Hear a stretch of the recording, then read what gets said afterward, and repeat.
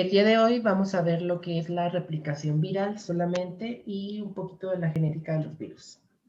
Aquí es importante que tomen notas, obviamente, pero también que pongan un poquito de atención porque va a haber cosas en las que se puedan llegar a confundir, va a haber cosas en las que vamos a tener que regresarnos, porque la replicación es un proceso, pues no complicado, pero sí confuso. Esa es la palabra, es confuso.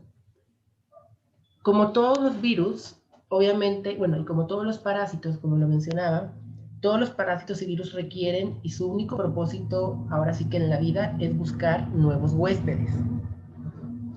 Para esto, obviamente, el virus va a requerir replicarse en las células, ya dependiendo como tal de qué células son las que él necesite. Y este proceso lleva como tal una serie de pasos que son los mismos en todos los virus, pero van a variar en dos cosas. Van a variar principalmente en el paso número 3, que es la penetración o la forma en la que ingresa el virus a la célula. Van a variar también en la síntesis de su genoma y va a variar también en la liberación del virus. Ya cuando veamos adenovirus y todos los virus que vamos a llegar a ver en este parcial y en el semestre, van a ver ustedes que hay pequeñas similitudes entre todos, pero también hay ciertas particularidades.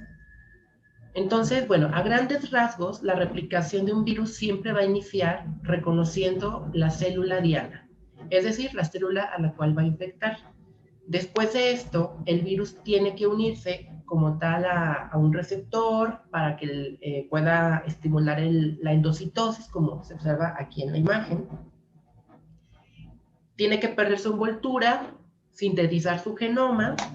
En la síntesis también va a variar muchísimo dependiendo de si es ARN, ADN, si es de una sola cadena, si es de dos cadenas, si está segmentado o completo.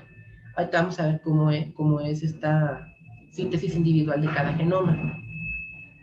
Después tiene que ensamblarse nuevamente la cápside dentro de la célula y pues liberar el virus al sistema para que pueda volver a iniciar su replicación nuevamente. Entonces, en sí es como un ciclo de vida de los virus, de encontrar la célula en la cual se van a replicar, entrar, replicar su genoma, armar el virus y salir para volver a infectar nuevas células. A grandes rasgos es lo que hace un virus.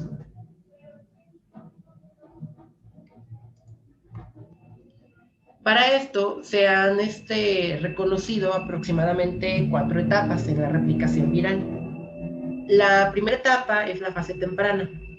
En esta etapa es cuando el virus ya reconoció la célula, ya reconoció dónde es donde se va a replicar y puede también replicarse dentro de la célula en dos sitios, dependiendo de su genoma y también dependiendo del virus.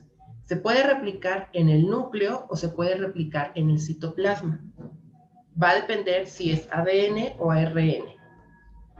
Después de esto llega como tal una fase tardía, que es cuando se empieza como a replicar ya el genoma como tal, y después se empieza como a ensamblar el virus, ya que el genoma replicó también las proteínas, o empezó a sintetizar las proteínas de la cápside.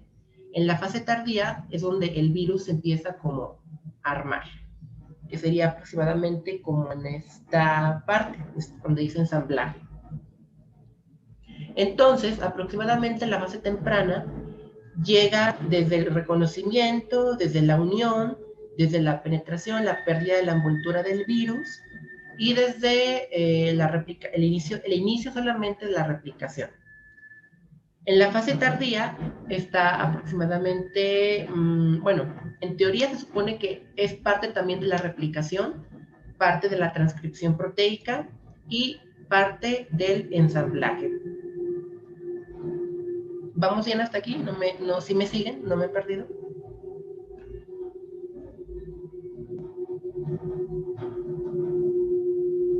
Okay. Ok, después viene otros dos periodos, que es el periodo de eclipse, que es cuando finalmente se termina de ensamblar todo el virus. Cuando el virus ya está completamente formado, se le denomina virión. En el virión, pues ya es la molécula infecciosa, por así decirlo. Y si lo tuviéramos que ver en una gráfica exponencial, pues es cuando el virus está en su etapa bueno, finalmente ya de replicación. En el periodo de latencia es cuando el virus no se detecta aún en el cuerpo, pero puede como tal haber ya ciertos indicios a nivel celular de que está ahí. Por ejemplo, ya empieza como a verse, al menos en el microscopio, sin que el paciente presente todavía algún síntoma, que pues las células están raras, que ya tienen como otra morfología, que ya están pues deformes, a lo mejor se ven inclusiones citoplasmáticas. Esto es como un periodo antes de que el paciente empiece a presentar, pues ahora sí que síntomas. Cada célula infectada puede producir hasta 100.000 partículas virales. Y de estas partículas, pues no todas son funcionales. Aquí es lo que hablábamos en la clase pasada, que no todos los virus como tal, pues tienen la capacidad de ser infectivos. ¿Por qué? Porque a lo mejor en la replicación, al momento de que se estaban ensamblando, una proteína de la cápside faltó o la cápside se ensambló sin el genoma. Entonces, si esto no está correctamente armado, si el virus no está completo, pues no sirve. Entonces, es por eso que de las 10.000 partículas infecciosas que se pueden llegar a crear, solo pues el 10%, 10.000 de ellas, pueden llegar a ser nuevamente infecciosas para las demás células. Y cada infección, cada virus que vamos a ver, pues tiene un tiempo de incubación, un tiempo de periodo de latencia y un tiempo también como tal de, bueno, se denomina en medicina podrono, o el tiempo en el que hay antes de que aparezcan síntomas, pues distinto. Si se fijan aquí en esta gráfica, tenemos a diferentes virus, incluido el del VIH. ¿Qué significa que la gráfica del VIH esté así? Pues que es una infección continua, no es como que el virus empiece a replicarse o que aparezcan síntomas a los 2 o 3 días, 10 días, sino que cuando ya el virus ha hecho bastante daño a nivel celular y que sigue como tal replicándose, es cuando empieza a presentar los síntomas. Es por eso que esta línea es como más recta, porque es una infección persistente y crónica. Mientras que otros pues son de inicio y de aparición súbita, como los que estamos viendo aquí. Por eso se ve como la línea o la curva más inclinada. Bueno, para que el virus entre, necesita primero que la célula diana reconozca o el virus reconocer a la célula diana. Para esto va a depender también si es un virus de cápside desnuda, como el adenovirus que está aquí, lo que vemos aquí, o un virus con envoltura. En los virus que tienen como tal cápside desnuda, generalmente en la parte externa, la cápside tiene ya sus receptores. Una vez que detecta los receptores de la célula, estos inducen como tal que la célula pues haga como un tipo de fagocitosis, por así decirlo, o endocitosis, para que el virus o la cápside pues entre.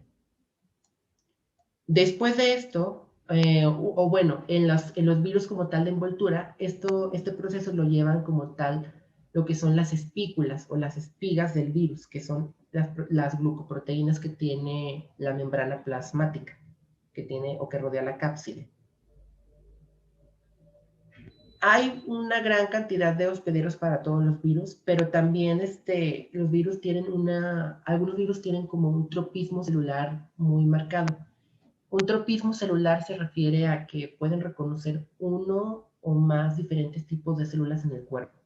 Entonces, a eso se refiere.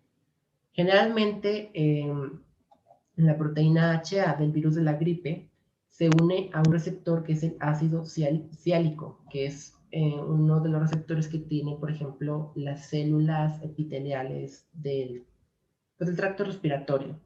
No están, por ejemplo, en las gastrointestinales. Entonces, es por eso que su tropismo celular sería para las células epiteliales.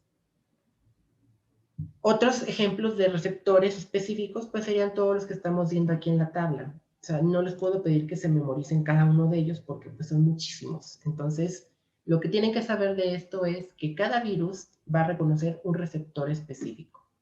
El virus de la rabia, por ejemplo, va a identificar o va a buscar los receptores o la proteína GPG, y generalmente están como en los músculos, en los miocitos, proteína que no está, por ejemplo, en los alvéolos o en las células epiteliales. ¿Vamos bien, chicos? ¿Dudas? ¿Preguntas? Ok. Aquí tenemos en este cuadro más virus y más receptores que tienen como tal a los cuales se deben de unir. Si se fijan, el virus del VIH ya sabemos que se une a los receptores CD4 de los linfocitos T. Y tenemos acá también otro tipo de virus, como los adenovirus, que se unen a las integrinas, el virus del polio al receptor PBR. Como lo menciono, o sea, esto no es necesario que lo memoricen en sí, no quiero que se vuelvan expertos en virología, pero sí que lo entiendan. Algunos como tal, sí es importante que lo sepan, porque eso ya creo que está por demás que no, o sea, creo que es como hasta cultura general para ustedes. Por ejemplo, si yo les pregunto, ¿cuál es el tropismo celular o a qué células se unen el virus del VIH? O sea, si ustedes me contestan que a las células del hígado, pues se lo voy a poner mal. O si ustedes me contestan que a los linfocitos B, también va a estar mal, porque son los linfocitos T.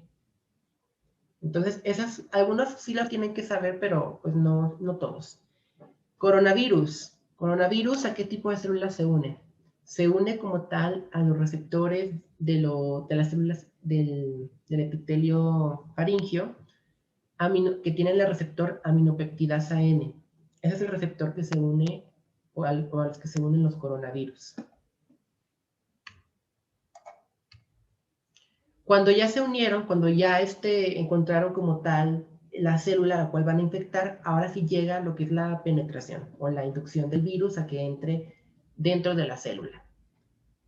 Cuando entra, puede ser por dos formas. La primera es que el virus llegue, la célula lo reconozca y abra la membrana para que entre. La segunda opción es que el virus induzca una fagocitosis, una endocitosis, para que pueda entrar. Es decir, la membrana como que lo engulle y lo deja entrar. Esto es en el caso de los virus con cápside desnuda, como adenovirus. A este proceso se le denomina viropexia. Este proceso que estamos viendo aquí se denomina viropexia.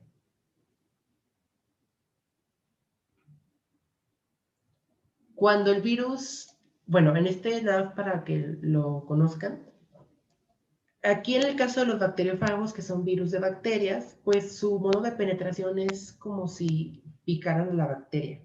O sea, inyectan literalmente a través de la pared celular y de la membrana lo que es su genoma. Llegan, se colocan como si fueran un mosquito y pues pican a la bacteria y con esto ya ingresa lo que es su genoma. Esto también lo menciono nada más como para que lo conozcan, no es pregunta de examen ni nada, porque pues no afectan a las personas, los fagos. Cuando el virus tiene una envoltura, como es el caso del VIH, por ejemplo, como la envoltura también es de lípidos, de fosfolípidos, de grasa, pues la envoltura tiende como tal a fusionarse con la membrana. O sea, llega el virus, es reconocido y la envoltura se fusiona con lo que es la membrana y deja dentro de ya la célula lo que es la cápside para que libere su genoma. ¿Qué virus hacen esto? Bueno, es virus, por ejemplo, del sarampión y el virus del VIH son los que pueden llegar a hacer esto.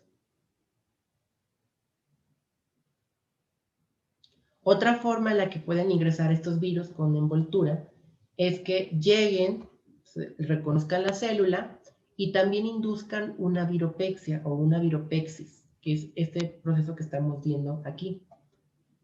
Como tienen ya dos membranas, pues de alguna forma la membrana que es del virus también se fusiona con la membrana que se ingresó, pero deja desnuda también la cápside. Entonces, esto es como un proceso más complejo, porque lo más fácil para el virus sería que su membrana se fusionara con la célula, pero también pueden llegar a hacerlo así. ¿Quién lo hace? Pues virus como la rabia, el coronavirus, el virus de la influenza y el virus de la rubiola pueden llegar a hacer este proceso como tal. Inclusive este proceso puede activar ciertas respuestas inmunes que suelen ya también ser como los primeros síntomas para un paciente, como el sarpullido en algunas infecciones exantémicas. Bueno, entonces, todo esto son los primeros pasos por los que el virus va a ingresar. Como se los menciono, va a variar muchísimo si es un virus con cápside o si es un virus con membrana plasmática. Pero en sí, estos pasos no varían mucho en todos los virus. Lo que sí ya va a variar un poco es lo que es la replicación genómica. Ahorita ya cuando lleguemos a esta parte, sí es importante que pongan un poquito más de atención para que no se lleguen a confundir. Y yo creo que en esa parte sí va a haber un poco más de preguntas. Bueno, una vez que el virus ya está dentro de la célula, el siguiente paso que tiene que hacer o que tiene que realizar es perder la cápside o liberar como tal su genoma dentro de la célula.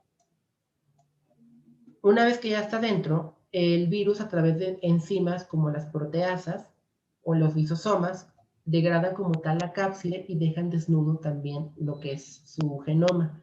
Cuando ya está libre el genoma, ahora sí viene la parte más complicada y la parte donde suelen ocurrir muchísimas mutaciones, muchísimos cambios a nivel genético de los virus, que es la síntesis de su material genético.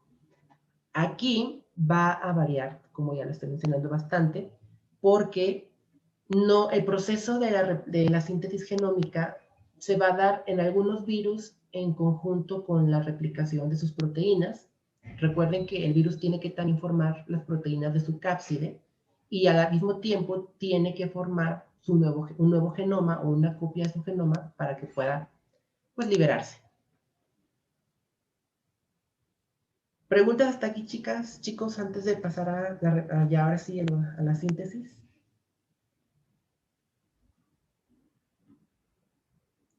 Ok. Bueno, principalmente en los virus de ADN, ya sea de cadena sencilla o de cadena doble, van a replicarse en lo que es el núcleo como tal de la célula. ¿Qué problemas hay cuando se agrega un material genómico extra a nuestras células? ¿Qué problemas pueden existir a nivel de tejidos, de genes? ¿Qué es lo que puede provocar que haya una inserción extra de material genético en nuestras células? ¿Alguna mutación? Ajá, ¿y esto qué puede llegar a inducir? Pues diversas enfermedades, cáncer. Cáncer, exacto. Aquí es importante que lo recuerden porque vamos a ver varios virus que son virus transformadores.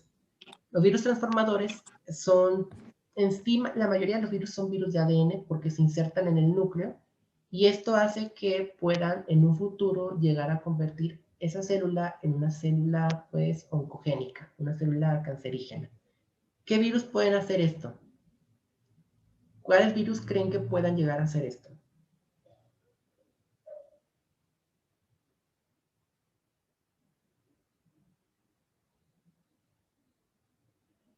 El virus del papiloma. Papiloma humano puede también ser un virus oncogénico. Bueno, muchos virus van a utilizar las mismas enzimas que tiene la célula, las polimerasas y todo lo que tiene de mecanismos de replicación genética para llevar a cabo su misma replicación, porque los virus no tienen pues, esas enzimas, pero otros sí, otros tienen enzimas distintas para poder hacerlo. Ahora,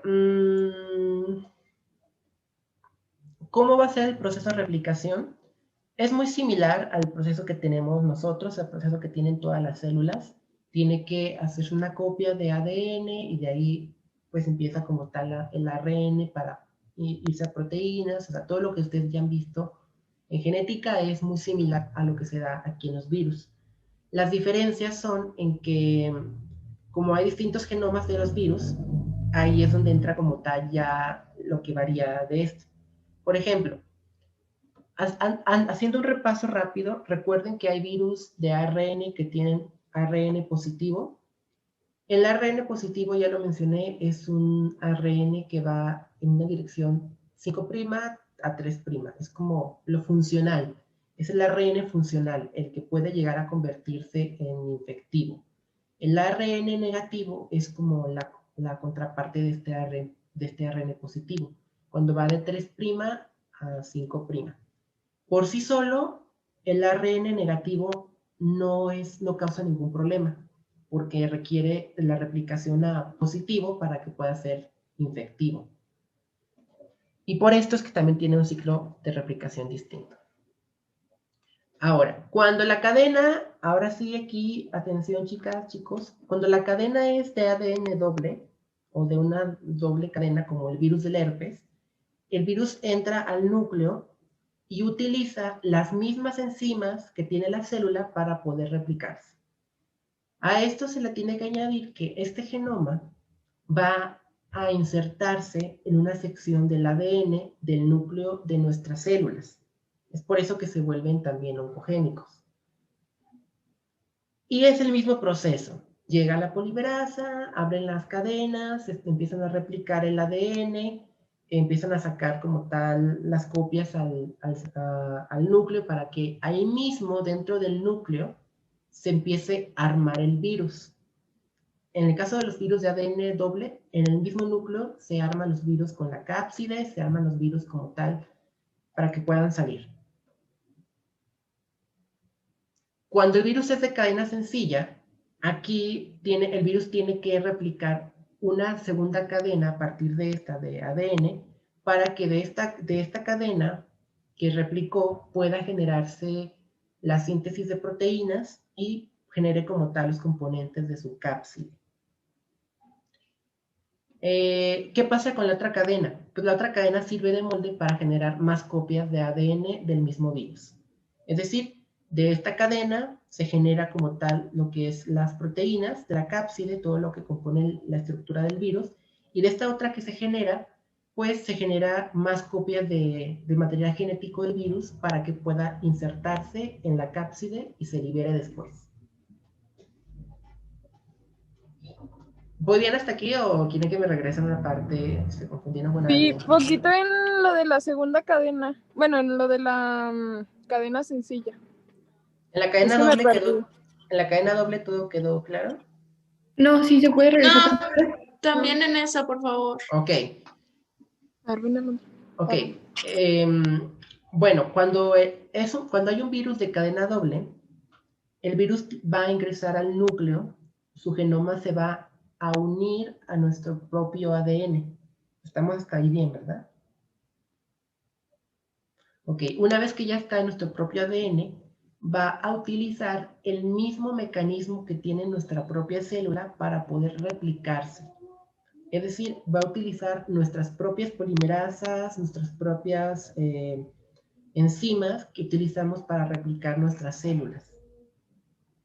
Entonces, es muy similar, solamente que se une ahora sí que nuestro ADN. De este ADN salen más copias para el virus, los virus nuevos, y también para la formación de las cápsides, de las proteínas que conforman la estructura del virus. ¿Sí quedó claro o no? Sí, no, digan chicos. Sí. O sea, aquí es importante, sí, quiero que les quede claro, por eso, o sea, no importa si me regreso varias veces, pero que sí les quede claro. O sea, en pocas palabras, el virus de cadena doble se une a nuestras células y utiliza el mismo mecanismo de nuestras células para replicarse. O sea, eso a grandes rasgos. En los virus de cadena sencilla, como es una sola cadena y no puede unirse como tal en sí al ADN, una sola cadena, porque pues quedaría una cadena, ahora sí que generaría una mutación muy grande, o sea, se extendería el ADN. Lo que ocurre es que primero esta cadena se replica, ¿cómo les diré? O sea, de ser una pasa a formar una doble cadena. Aquí está el virus de una sola cadena, aquí está una sola cadena, y aquí usando las mismas enzimas también en nuestro cuerpo, crea una copia de su cadena de ADN para que existan dos cadenas. ¿Sí? Tenemos aquí una cadena y aquí crea una copia para que haya dos en lugar de una. De la primera cadena, de esta cadena se va a generar lo que es la síntesis de proteínas, es decir, se va a transformar a ARN mensajero y se van a formar todas las proteínas de la cápside, de la primera cadena. La segunda cadena que se generó es la cadena molde para generar más copias del genoma del virus, que después se va a insertar en la cápside ya formada. ¿Sí? ¿Sí quedó claro ya o no? Se vale decir que no, chicos. La segunda cadena es nada más en... ¿Cómo dijo? Se me atropió. Bueno, la primera cadena es para que se forme la síntesis de proteínas. De la primera cadena se usa lo que es el genoma para crear proteínas y formar la cápside, la estructura del virus. En la segunda cadena, lo que ocurre es que esta cadena se utiliza para formar más copias del genoma del virus. ¿Ok? Entonces, ya cuando están esas copias, solamente se insertan en la cápside y ya está el virus formado. La primera cadena, lo repito de manera sencilla, es para formar las proteínas del virus y la segunda cadena que se forma es la cadena del genoma del virus. ¿Sí quedó claro ya? Es por eso que decía que en el que... Sí. Sí, perdón, Giovanni. Es que es como que sea oncogénico, de que es doble. Sí, es más, cuando el que es doble, es más probable que se vuelva oncogénico, porque este no puede unirse como tal en sí al ADN de nuestras células, porque necesitaría replicarse antes. Lo que sí es también cierto es que el virus de cadena sencilla también se replica en el núcleo.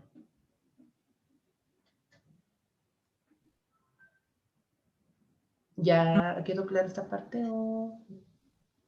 Ah, ok. Bueno, esto es en cuestión de los virus de ADN.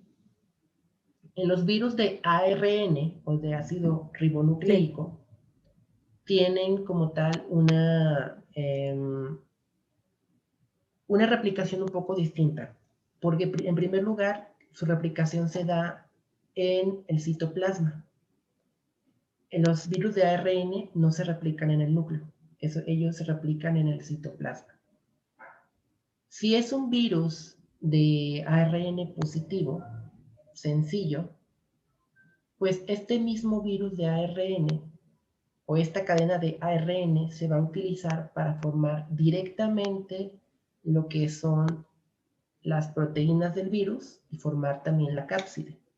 O sea, directamente de la cadena se forman ya las proteínas. Se une a los ribosomas y lleva todo el proceso de replicación que ya conocemos también ustedes. Después, esta cadena va también a replicarse en una cadena doble para formar ARN negativo, que es como su complementario. ¿Vamos bien hasta aquí? Ok. Sí. Cuando ya se complementó su cadena de ARN, del ARN negativo va a formarse más copias de ARN positivo para que puedan, ahora sí ya formada la cápside, ingresar a la cápside y pues liberarse. Lo repito de forma más sencilla, de la cadena de ARN positivo se va igualmente a replicar en dos. La primera cadena se va a generar lo que son las proteínas. Del ARN positivo, las proteínas de la cápside. Y el ARN negativo que se duplica se va a formar nuevamente ARN positivo, que es el genoma que va a ir dentro de la cápside. Si se fijan, pues el proceso de replicación sí es, o sea, no es difícil, pero sí es un poco confuso, porque lleva muchos procesos moleculares y lleva muchos procesos como tal de, pues de genética, que pues ustedes a lo mejor ya vieron en primero, pero pues para recordar, sí, ¿verdad? Y es distinto, o sea, sí es distinto al de nuestras células. ¿Que ya quedó claro esta parte de los RNA positivos? ¿O me regreso? Con confianza, chicos. Marisol, te veo casi como de perdida. Se vale decir sí para que, o sea, ¿qué es lo que tienes dudas? Es que sí entendí cuando, o sea, de lo del ARN positivo que pasa igual y forman las proteínas en la cápside, ¿sí, verdad? Ajá, sí, ahí vamos Hasta bien. ahí me quedé súper bien. Y ya después eso se replicaba para formar la cadena negativa. Ajá, exacto. Y ya no sé nada. Ok, después de que ya se replicó la cadena negativa, Ujú. esta misma cadena negativa hace más copias positivas. Y estas copias positivas... ¿Perdón? Ah, no, es que era mi hermana. Una disculpa. No. O sea, esta misma cadena negativa hace más copias positivas. Y estas copias positivas son las que se van a ingresar dentro de la cápside. ¿Ok? ¿Y esas copias qué, perdón? Estas copias positivas que se generan a partir de la negativa son las copias del genoma del virus que van a estar dentro de la cápside de los nuevos virus. Ah, ok. ¿Sí quedó claro? O sea, Ay, perdón. Alguien estaba preguntando algo antes de que se me cortara. y yo. Sí, Que, sí. que si el negativo se usa como molde para crear más positivos y así reproducirse. Sí, así es. Sí, así Ok, es. gracias. Mira, es que hay que recordar que esta replicación que estamos viendo ahorita es de los virus de cadena positiva de ARN. ¿Ok? Entonces, como el ARN de los virus, de este tipo ya es funcional, pues a partir de este mismo genoma tiene que crearse las proteínas de la cápside del mismo virus y tiene que crearse más copias del mismo genoma de ARN. Para esto, pues, obviamente, como les menciono, se tiene que replicar en dos la cadena. La primera cadena original, que es la positiva, se va a utilizar para las proteínas. Y la cadena que se genera doble va a ser una cadena negativa, que esta cadena negativa va a crear más copias de ARN positivo, que son como la copia del genoma que va a estar dentro de los nuevos virus. O sea, ¿sí quedó ya claro o no? Sí. Bueno. Cadena negativa. Aquí, ¿cómo es que se replican? En la replicación viral de los virus de cadena negativa, tiene que entrar directamente también al citoplasma. Una vez que ya está en el citoplasma, es como un proceso inverso, por así decirlo. En lugar de que la cadena negativa se utilice para crear proteínas directamente, como la cadena negativa en sí no puede ser funcional por sí sola, porque no tiene como la configuración correcta, la cadena negativa sirve de molde para crear cadenas positivas primero. A partir de esas cadenas positivas se van a generar más cadenas negativas y también de la cadena positiva se va a generar las proteínas del virus. O sea, lo repito, el virus entra al citoplasma, libera su cadena negativa, la cadena negativa no es funcional por sí misma, tiene que generar una cadena positiva como copia. Cuando se genera esta copia positiva, la cadena positiva actúa de dos formas, como ARN mensajero para generar las proteínas y también como molde para generar más cadenas negativas. Es como un proceso, digamos, inverso al que vimos anteriormente. Sí, no, sí quedó claro. Están confundidas. Daniela, te veo como con cara de... Yo, Está diciendo. Sí, adelante, Andrea. ¿cuáles son las dos formas? Una es para generar proteínas. La que genera proteínas directamente es la cadena positiva. Ok. Y la que genera más copias en sí, en esta replicación, es la Ujú. cadena negativa. Negativa. Ok, gracias. ¿Ok? Entonces la cadena negativa es la que genera más copias, ¿verdad? Pero se tiene que ser positiva para que pueda generar las más copias, En este ¿o no? caso, sí. Mira, Ujú. la cadena negativa, perdón, como tal, pues no es funcional, o sea, no puede replicarse, no puede generar ningún daño a la célula, o sea, no puede formar más virus por sí misma, no puede formar proteínas. Entonces, para que pueda llevar a cabo su proceso, tiene que generar una copia de sí misma en sentido positivo, que sería esta cadena positiva que estamos viendo aquí. De esta cadena positiva, pues se va a generar las proteínas de la cápside, todo lo que va a conformar la estructura del virus. Y de la misma cadena positiva que genera estas proteínas, también se van a generar más copias negativas. O sea, ahora tiene un trabajo doble. Genera tanto las proteínas como las cadenas negativas.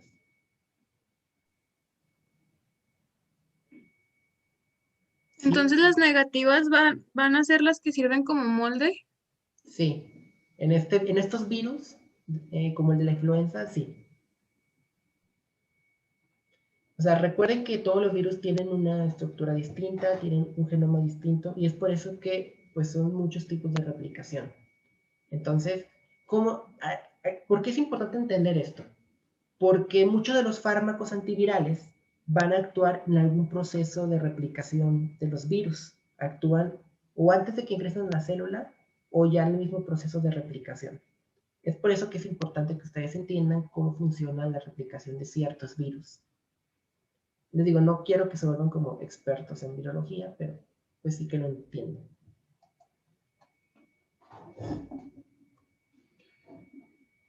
Estos virus, que son como los últimos, los retrovirus, son los virus que tienen la replicación más curiosa, la más compleja y la más difícil y también la que tiene un índice de mutaciones pues muy alto. ¿Por qué? Porque, como lo mencioné, todos los virus de ARN, tanto positivos, negativos o los retrovirus, son virus que no pueden corregir sus mutaciones. Recuerden que nuestras células tienen unas enzimas que pueden corregir al momento de que se están replicando las mutaciones que se generan. Pero en el caso de los virus no existen esas enzimas que puedan corregirlo. Entonces es por eso que los retrovirus como el VIH tienden a mutar, no sé, cada 6 meses, cada año, y es por eso que no existe hoy en día una cura y también por eso no existe hoy en día una vacuna. ¿Cómo funciona esta replicación de los retrovirus? Y qué es importante también saber de ellos. Pues número uno, son muy importantes en el sentido de que pues, no hay cura y no solamente causan enfermedades, bueno, ¿cómo se les dice? Bueno, sí, del sistema inmunológico que lo apagan. ¿Autoinmune? No, no son autoinmunes, son... ay, se me fue la palabra, la tengo aquí en la lengua. Resistentes. ¿Perdón?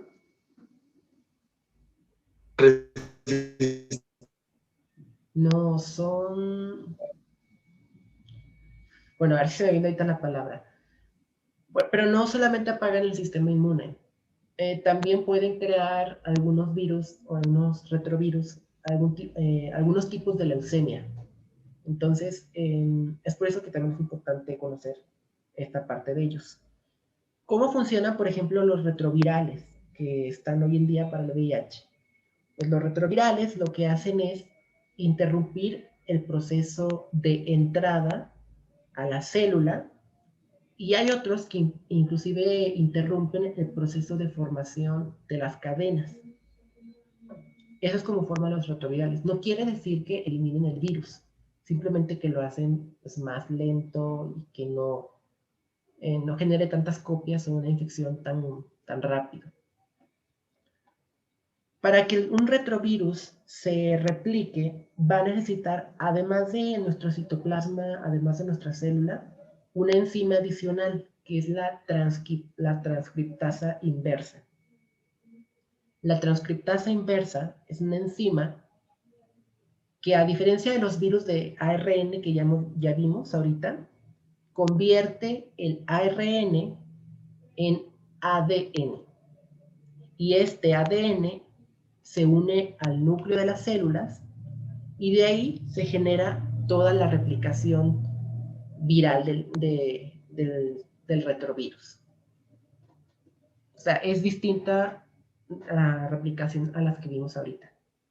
Primeramente, el virus tiene que ingresar al citoplasma, a la célula huésped, y una vez que se libera su genoma de ARN, la transcriptasa inversa convierte la copia de ARN en ADN.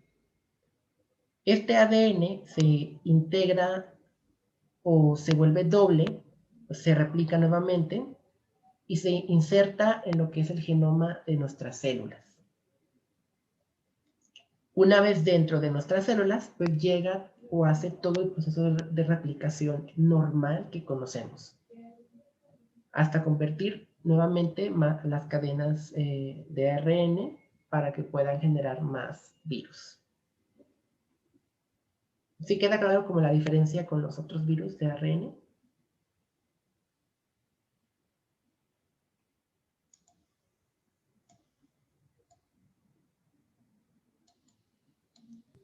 Sí, Sí, no, preguntas. no.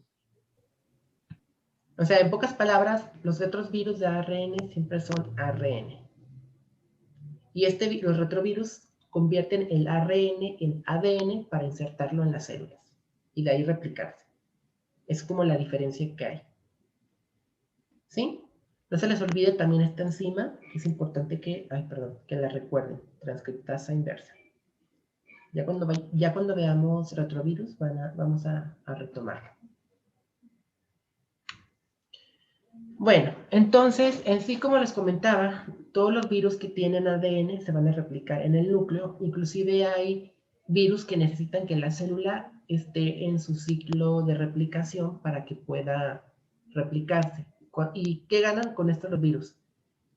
Que si la célula está replicándose, pues también la nueva célula madre, la nueva célula hija, va a tener ya la copia del virus.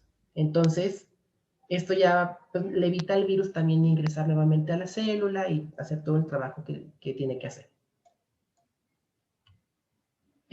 Hay muchísimos procesos también aparte de la replicación o dentro de la replicación del ADN de los virus.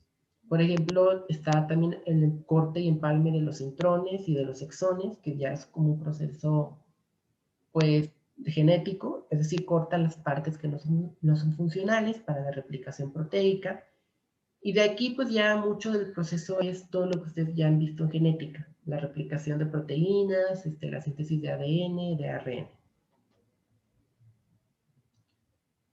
En el caso de los virus de ADN, como se los menciono, van a utilizar siempre las polimerasas de nuestro cuerpo. Hay unos que tienen polimerasas propias, pero en sí van a utilizar las de nosotros. Y es por eso que hay muchas mutaciones. Es más probable que haya una mutación en un virus que en nuestro propio ADN.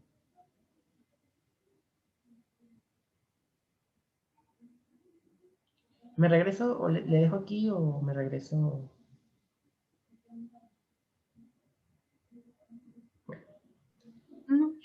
Generalmente los virus más pequeños de ADN son los que terminan como tal de replicarse más rápido que los más grandes, como los parvovirus, por ejemplo. Y algunos, por ejemplo, son más inteligentes porque dejan a la célula intacta. Si la célula está intacta, pues puede generar más virus, más copias, que si matan a la célula para liberarse.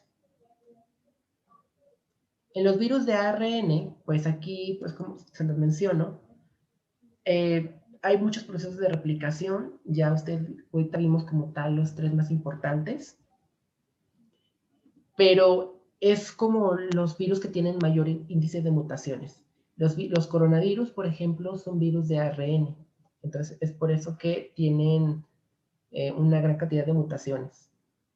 Los de las leucemias también pues son, bueno, los retrovirus son también virus de ARN, es por eso que no hay vacuna todavía para el VIH.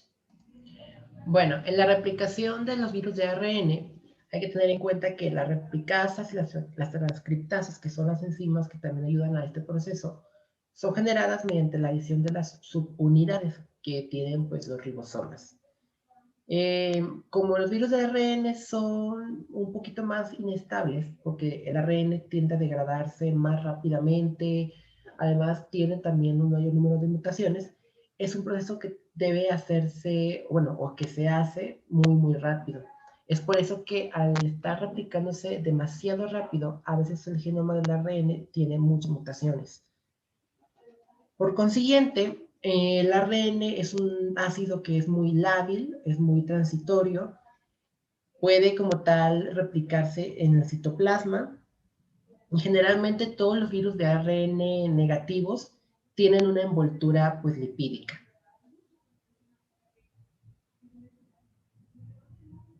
Hay muchos procesos de replicación, ya los vamos a estar viendo en cada uno de los virus.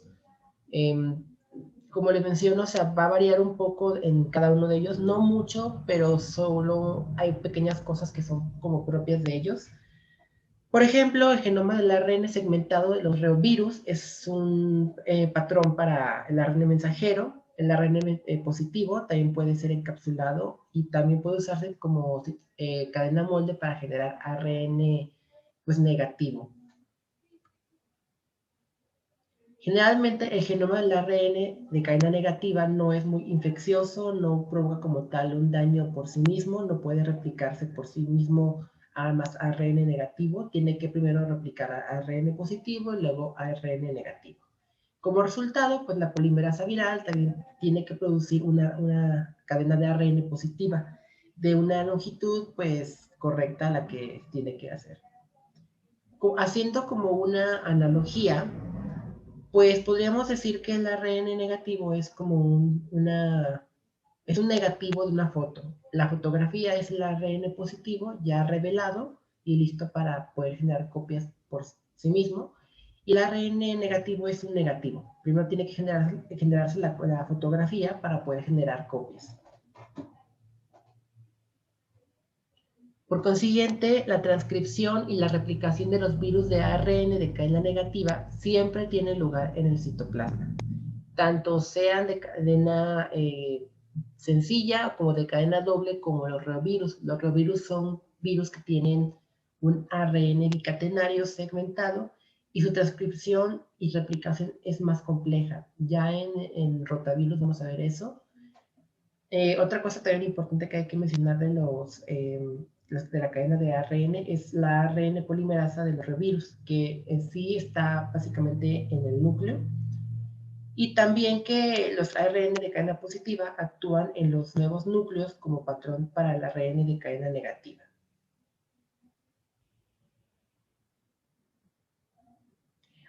Algo también que nos faltó mencionar hace un momento en lo que era la replicación de los virus, algo que nos faltó mencionar un poco en lo que era la replicación de los retrovirus es que estos virus también necesitan como tal un cebador para iniciar la síntesis del genoma de ADN circular o cDNA, ya que pues es como el precursor para que inicie la replicación. Algo similar ocurre en nuestras propias células, que el ADN necesita un promotor de ARN para iniciar la replicación. Y bueno, estos virus van a ser siempre virus invasores en el núcleo. Bueno, también hay que tener en cuenta que los retrovirus o el genoma que van a reproducir van a convertirse en genes adicionales a nuestro genoma, o sea, porque van a requerir nuestra célula para poder llevar a cabo todo su ciclo. Los deltavirus son otros virus que utilizan como tal métodos menos frecuentes de replicación. Se parecen un poquito más a los viroides, ya que constan o son virus de cadena circular de ARN monocatenario, que se dobla como en sí mismo, pero que en sí van a formar como tal su ARN también en lo que es el núcleo.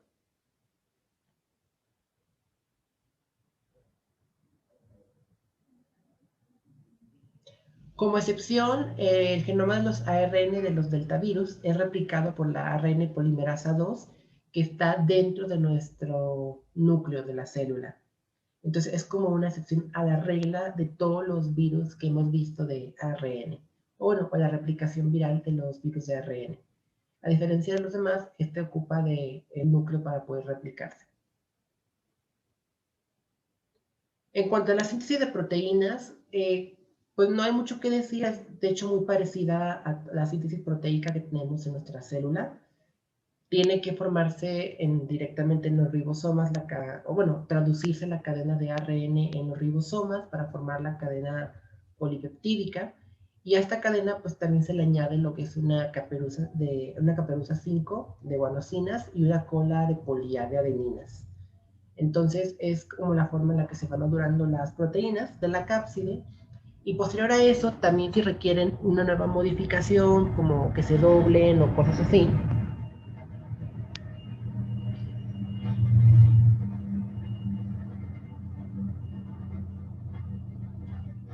si la proteína requiere una nueva modificación, como que tenga una estructura distinta, pues eso ya se hace en otros organelos, como el aparato de Golgi, en el retículo endoplásmico. Allá va como madurando su forma para poder ser funcional en el virus, o bueno, para el virus. Generalmente estos procesos también pueden llegar a ser un poco agresivos para la célula, no en todos los procesos replicativos, pero sí en algunos. En los adenovirus, por ejemplo, el proceso de la síntesis bloquea la salida de ARN mensajero del núcleo. Es decir, evita que la misma célula pueda regenerarse o pueda como tal reparar el daño que la replicación viral ocasiona en esta. Por consiguiente, pues la célula termina muriendo, teniendo como tal apoptosis.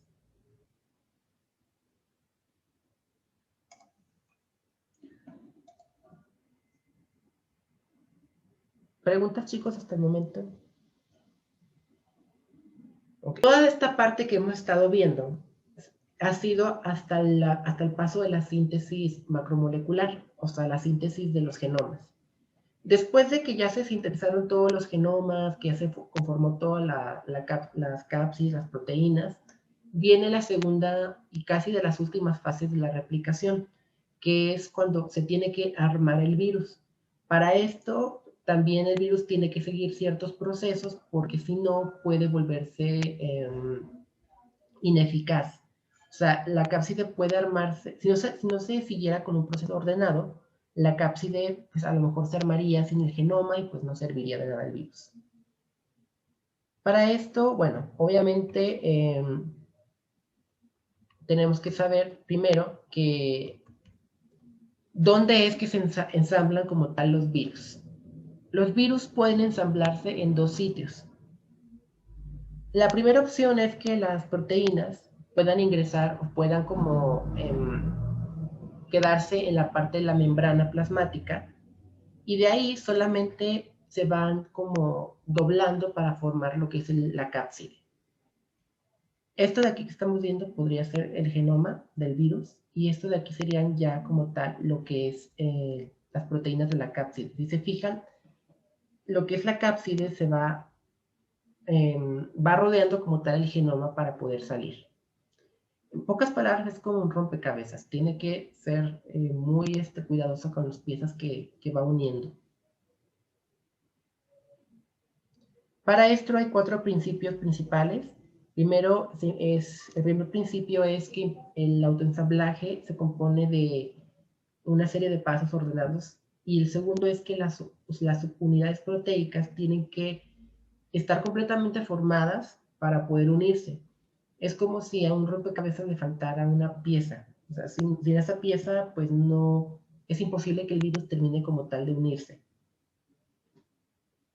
Después el último principio es que el genoma esté dentro de la cápside. Recuerden que sin el genoma, pues el virus es como un huevo sin, una cáscara de huevo sin huevo, un huevo vacío.